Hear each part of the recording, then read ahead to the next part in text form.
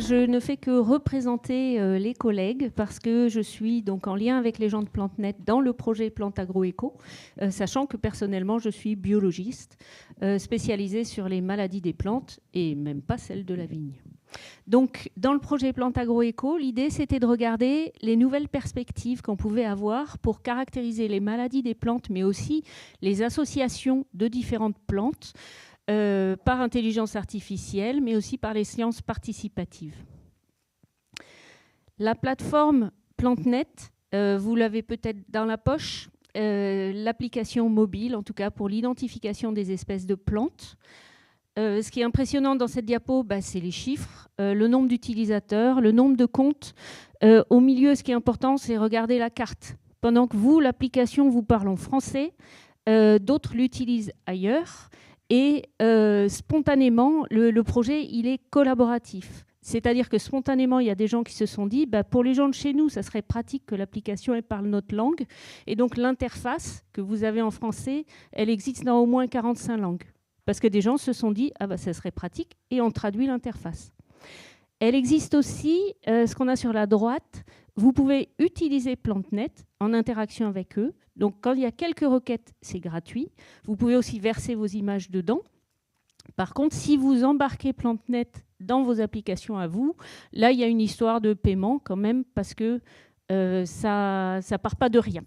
Voilà. Et en tout cas, elle est beaucoup utilisée aussi. À la base, PlanteNet, c'est une infrastructure de recherche, donc avec des partenaires, avec certaines unités qui sont des unités de recherche en informatique et d'autres qui sont des biologistes. Et donc, ne pas oublier qu'il y a toujours un décalage entre là où on en est dans les recherches et les performances qu'on a et qu'est-ce qui peut être intégré dans l'application et mis à disposition en usage courant. Donc, pour aller au projet Plantes Agroéco, premier objectif, détecter et reconnaître les pathogènes végétaux. Alors pour ça, à la base, ça a été de mettre en lien l'intelligence artificielle PlanteNet et les données, entre autres Iphitia, qui était une grosse base de connaissances et d'images INRAE. Et l'état de base, c'est si on prend le PlanteNet et qu'on l'entraîne sur les données Iphitia, on arrive à 55,9% de performance, sortie de la boîte. Mais contre-intuitivement, avant, on avait l'impression que plus on entraînait quelque chose sur les données précises de notre cas concret, plus ça allait être performant. Maintenant, c'est le contraire. Plus ça a vu d'images différentes, plus ça arrive à généraliser et devenir performant sur une plus vaste gamme de cas. Et donc, on avait les données Iphitia, donc 15 000 images, avec quand même une surreprésentation des espèces potagères. Et la question s'est posée de comment est-ce qu'on arrive à avoir d'autres bases d'images à noter. Donc, il y a le Plant Village, c'est un jeu de données très connu en traitement d'images et qui a été mis à disposition. Il y a aussi, nous, on a collecté des images spécifiquement sur les espèces cultivées, parce qu'on a les essais de réseaux variétaux, en particulier heureux. Et toutefois, ces données restent rares. Et dans l'idée d'aller plus loin, on s'est appuyé sur la base IPM, donc qui contient beaucoup d'images, mais beaucoup plus disparates. Et là, on a abordé un autre problème. C'est-à-dire que les agents pathogènes, ils changent de nom très régulièrement.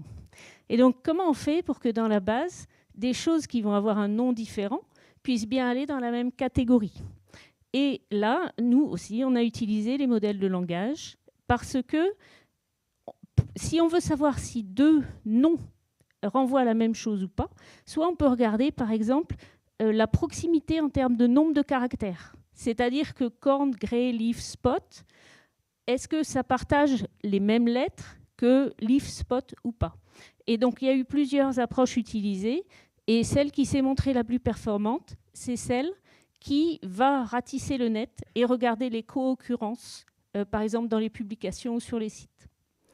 Et ça nous permet d'utiliser ces informations pathogènes, mais on a besoin d'autre chose.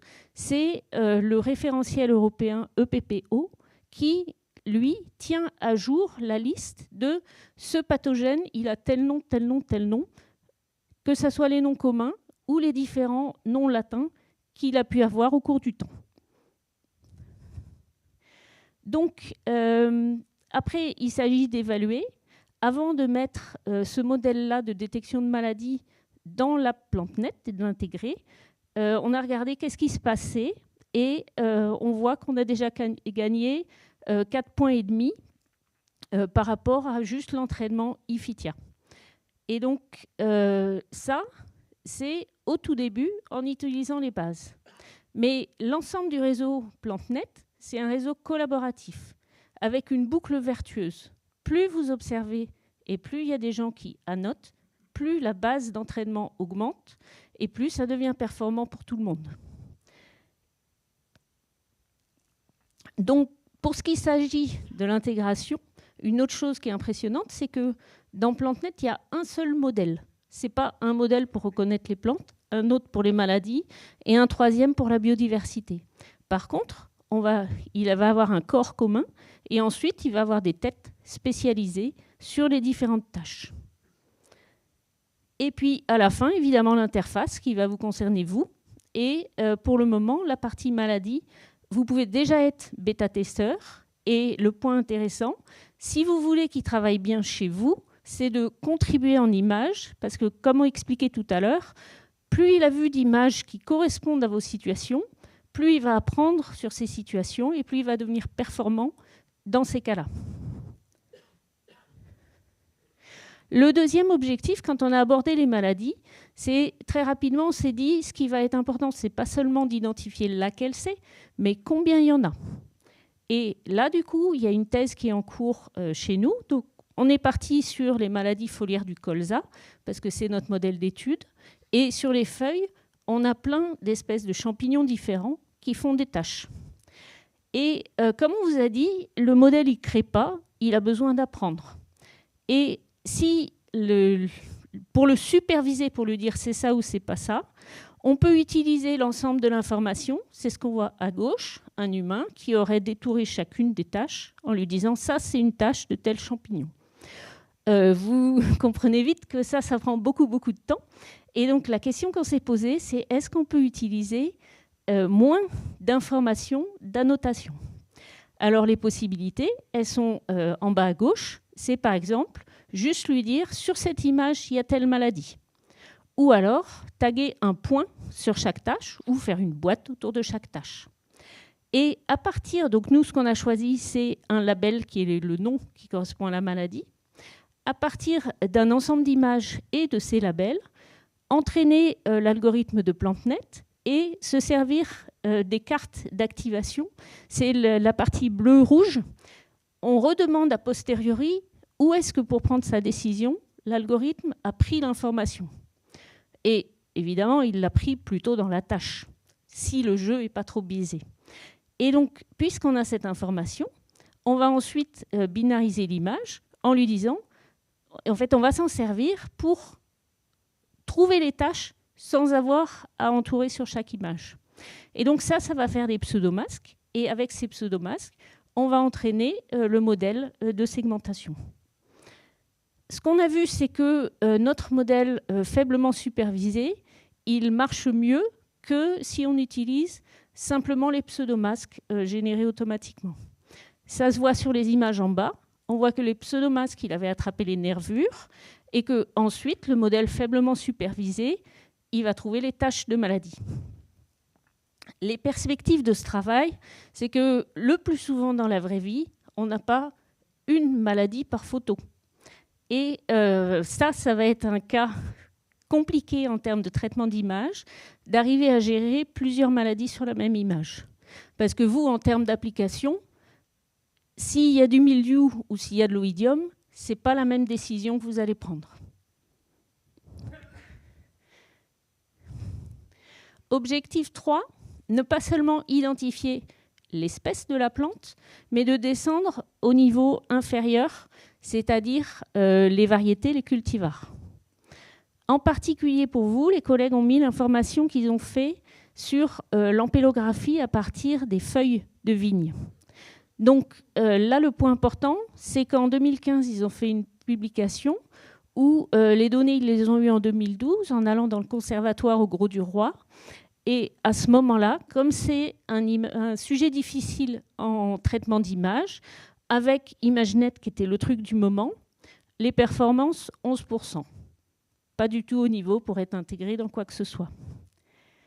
Maintenant, avec le progrès, s'ils prennent le modèle d'Innover2 qui vient d'Instagram, qui est entraîné pour reconnaître des chats, des chiens, la nourriture et les visages, qu'on l'adjoint au côté PlanteNet pour reconnaître les plantes, et qu'à la fin, on l'entraîne sur les images de feuilles de vigne, dans ces cas-là, on est à 80%.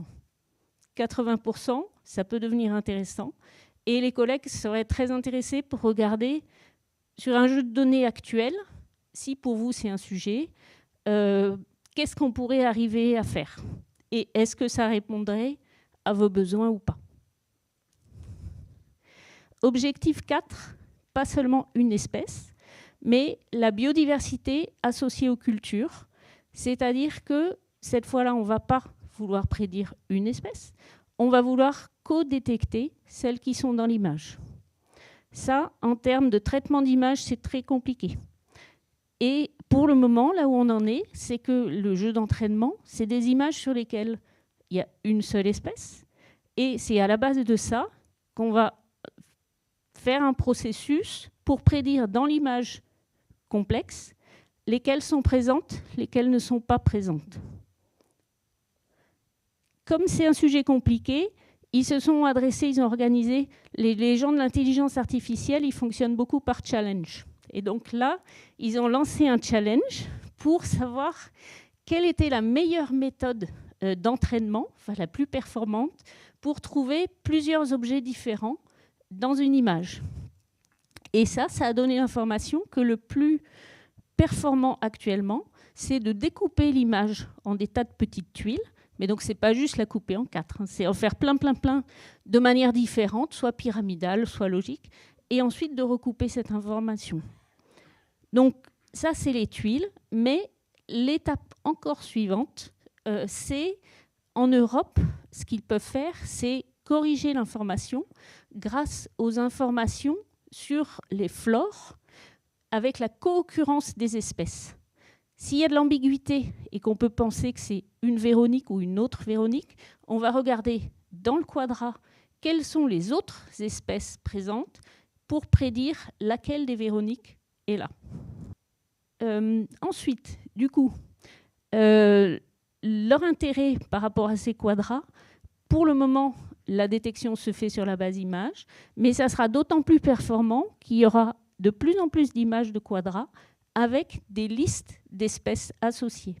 Et donc, ce qu'ils ont développé, c'est une fonctionnalité pour aider à collecter ces images, à centraliser l'information, si vous, c'est un sujet qui vous intéresse. Il y a aussi des objectifs centralisation des connaissances. Donc ça, c'est avec Tela Botanica, Botascopia, pour centraliser des fiches par espèce avec l'information. Et en particulier, les plantes adventices des cultures, ce n'est pas encore très documenté. Enfin, pas au point des études naturalistes sur d'autres types d'espaces. Et donc là aussi, ça ne peut marcher bien que si on acquiert de l'information sur lesquelles des espèces sont présentes et qu'on collecte des images sur ce type de plantes. Enfin, un des projets qui était initié, c'était de se servir de cet aspect identification des maladies pour développer de l'épidémiosurveillance. Mais là, il y a une question qui se pose, c'est à quel point est-ce que cette donnée est partageable ou pas, sachant qu'en général, la personne qui prend la photo n'est pas le propriétaire et que partager les données d'occurrence de maladies, ça peut être sensible. Donc ça, c'est à construire. Je remercie tous les collègues qui ont fait le travail, évidemment, et merci pour votre attention.